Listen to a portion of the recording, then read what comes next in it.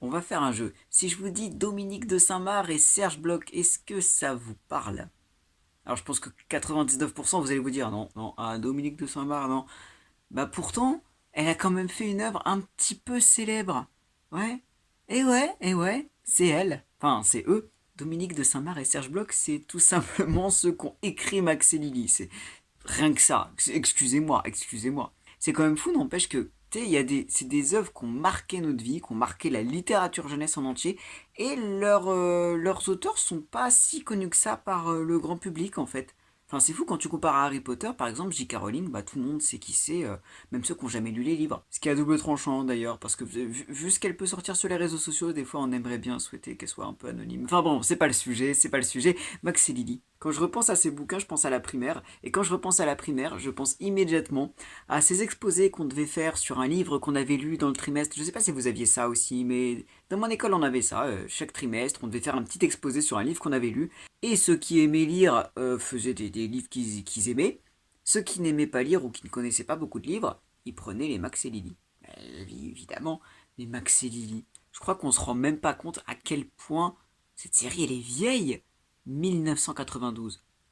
Vous vous rendez compte? C'est énorme, j'étais même pas né. C'est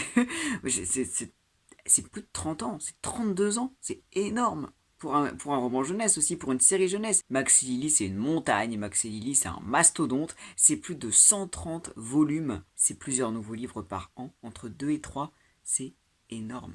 Qui ne connaît pas Max et Lily? Qui n'a jamais lu un Max et Lily? Pour les trois du fond qui n'ont pas la chance de connaître Max et Lily, je suis là pour ça. Il s'agit d'une toute petite bande dessinée sur deux frères, Max et Lily, qui vivent avec leurs parents et leurs amis et qui vivent certaines aventures, qui découvrent la vie tout simplement.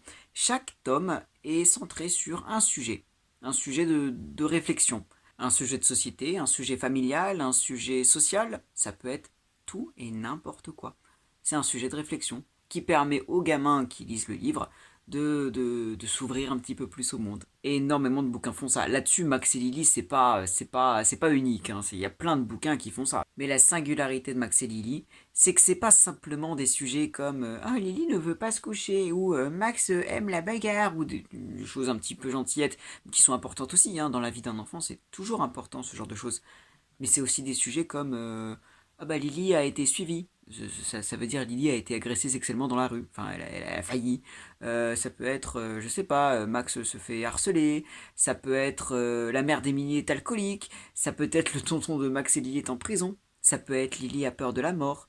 Ça peut être le chien de Max et Lily est mort. Le grand-père de Max et Lily est mort. Ça peut être plein de choses. Ça peut être Max va à l'hôpital. Ça peut être Lily va chez la psy aussi. Tellement de sujets. Et c'est ça la force de Max et Lily, ils n'ont pas peur d'aller dans des sujets graves, d'aborder des thématiques graves. C'est ça. L'un des exemples qui me parle le plus, c'est quand même Lily a été suivie. Donc Lily se balade dans la rue, elle tombe sur un mec qui a l'air un peu bizarre et qui a clairement un comportement déplacé avec elle. Lily s'en rend compte, elle court chez elle, elle en parle à ses parents. De toute façon, dans chaque Max et Lily, souvent la communication est très très très importante et c'est ça qui est super aussi. C'est à chaque fois, tu as vraiment un vrai dialogue avec les parents, la maîtresse aussi, ou même les copains, ce qui permet de parler du sujet, parce que c'est ça qui est important, et c'est pour ça qu'on fait des bouquins sur des sujets importants pour les enfants, c'est pour en parler. Et c'est important de montrer que les solutions dans les bouquins, c'est souvent de parler aux parents, de parler aux adultes, et des parents d'ailleurs, d'être tout à fait honnêtes aussi avec les enfants. Bah d'ailleurs, du coup, c'est ce que je disais, les parents de Lily lui expliquent de façon ultra claire, honnête et efficace ce qui vient de lui arriver. C'est-à-dire de la pédophilie et une agression sexuelle. On est, bah oui, 7-10 ans, mais je veux dire, à 7-10 ans, tu peux te faire agresser dans la rue, hein, c'est une réalité.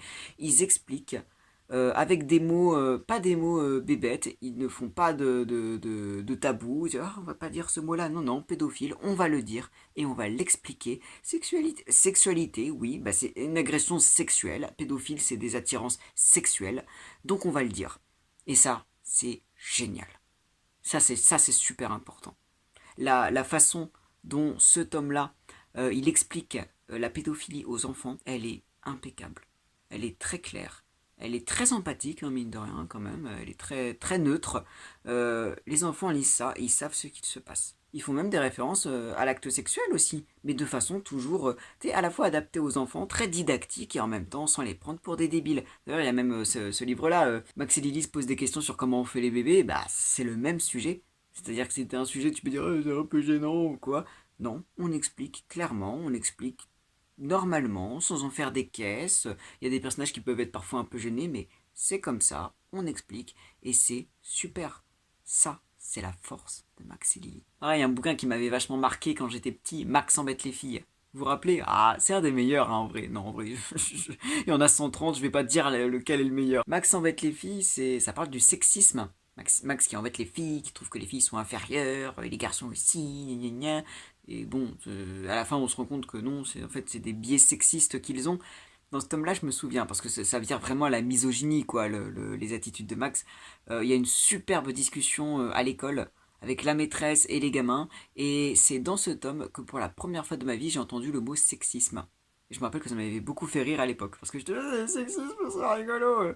Moi, j'avais 8 ans, excusez-moi. C'est la maîtresse de Max, qui explique ce qu'est le sexisme, qui explique ce que c'est que les stéréotypes. Et ouais, les stéréotypes de genre, ma gueule. Max et Lily, mais sérieusement, quel bouquin jeunesse font autant de choses comme ça? À part Mario de Muraille, évidemment. Et tu sais, si on se demande, ah, mais comment ça se fait que Max et Lily, ça marche encore aujourd'hui, comment ça fait que ça a tenu plus de 30 ans, que ça continue encore aujourd'hui, franchement, il n'y a pas besoin de chercher plus loin. Il n'y a pas besoin de chercher plus loin. C'est des choses qui parlent à tout le monde. Et la preuve, hein, c'est que moi j'en lis encore. J'ai toujours ceux que j'avais quand j'étais petit. Et à la Fnac, à chaque fois que je vais à la Fnac ou dans une librairie, généralement je m'arrête au rayon. De toute façon, je m'arrête toujours au rayon jeunesse, hein, même le rayon pour les 3 ans. Je regarde ce qu'il y a comme nouveauté, et je feuillette les livres. À chaque fois, systématiquement, je m'arrête devant les Maxi Lily et j'en lis quelques-uns. Voilà, je m'adresse. S'il y a des vendeurs Fnac parmi mes viewers, vous savez, les gens chiants qui n'achètent rien mais qui squattent le rayon pendant 50 ans pour lire alors que voilà, ils vont jamais acheter de livre et vous le savez déjà et que vous avez pas envie de les virer parce que quand même c'est des clients. Là, c'est moi. Puis surtout, si Max et Lily ça dure depuis 30 ans, c'est aussi que les sujets ils se renouvellent en fait. Bon, il y en a, ils sont toujours valables, hein, sur le sexisme, sur des parents qui sont alcooliques ou un cousin qui se drogue aussi ou plein d'autres choses. C'est évident que ça parlera à tout le monde. Mais dans les plus récents, il y a aussi Max et Lily se posent des questions sur l'écologie, ils s'intéressent aux nouvelles technologies, ils accueillent des réfugiés ukrainiens dans la classe. Oui, oui, bah oui, oui, bah bien sûr. Il y a aussi Max et Lily découvrent l'empathie. Vous savez, par rapport aux cours d'empathie qu'on est censé avoir au collège, à l'école, au lycée. Bon, spoiler hein, pour l'instant, de mon point de vue, on n'en voit pas, on n'en voit pas un seul de cours d'empathie. Mais bon, comme si on s'attendait à avoir vraiment des cours d'empathie. Mais au moins, Max et Lily, ils abordent ce sujet, à défaut de l'éducation nationale. Bref, Max et Lily, ça arrive à vivre avec son temps. C'est ça qui est bien. C'est pas juste des gamins qui sont restés dans les années 90, non. Ils sont en 2024 hein, dans les nouveaux tomes, avec les problématiques de notre époque. C'est super. Un peu comme Titeuf, hein. Tu regardes les derniers Titeuf, bah, ils ont évolué. Et les thématiques abordées sont plus du tout les mêmes. Titeuf habite plus dans le même monde qu'il y a 30 ans. Il y a pas mal de gens qui aiment pas Max et Lily, hein. Enfin pas mal, la plupart aiment bien quand même, parce que la plupart des gens ne sont pas trop stupides, enfin si, mais pas pour Max et Lily, mais il y en a qui trouvent que, oh, c'est quoi ce sujet, franchement, c'est déplacé pour un livre jeunesse, pour les enfants de 7 ans, mais comment te dire, Micheline, alors, Lily a été suivie, ok, agression, je comprends que ça choque de parler de pédophilie à un enfant de 7 ans, mais la pédophilie en tant que telle, elle va pas attendre que ton enfant soit assez grand pour comprendre, pour attaquer. Tu vois ce que je veux dire? C'est important. Si l'enfant doit savoir ce que c'est que la pédophilie, alors moi, je fais partie des gens chanceux qui n'ont jamais vécu la pédophilie, qui n'ont jamais été agressés sexuellement. En même temps, je suis un homme, hein, c'est vrai que ça doit aider. Si j'avais été une femme, je pense que ça n'aurait pas, je pense que je n'aurais pas la même réponse. Mais concrètement, j'ai jamais été confronté à ça. Je sais quand même ce que c'est grâce, bah, pas entièrement à Max et Lily, hein, j'ai aussi eu des parents qui m'ont éduqué, d'autres adultes ou quoi, mais quand même, il y a des livres comme ça qui nous font nous poser des questions sur ces sujets. La pédophilie, le sexisme, je sais ce que c'est. Et franchement, quand j'aurai des enfants, je préférerais qu'ils apprennent par des bouquins jeunesse qui encouragent la communication, par des dialogues ensuite, après la lecture, avec la maîtresse, avec les parents, qu'ils apprennent comme ça des sujets aussi graves ou des sujets un peu plus ambigus, plutôt qu'ils l'apprennent à leurs dépens. Par exemple, sur la drogue, il y a plusieurs bouquins qui traitent de la drogue dans Max Lily, hein. Il y a l'alcoolisme, il y a la drogue, la fumette. Je préfère qu'ils soient pas familiers, mais avertis de ces sujets-là, mes gamins plus tard, ou même mes élèves, dans les bouquins, plutôt que de ne pas y être préparés. C'est aussi à ça que ça sert. Et puis bon, Max et Lily, ça reste quand même une œuvre jeunesse, hein. Il y a pas de drame, c'est pas pour rien que c'est quand même catégorisé 7-10 ans. C'est pas que à cause de l'âge des personnages. Ça reste quand même très sympathique.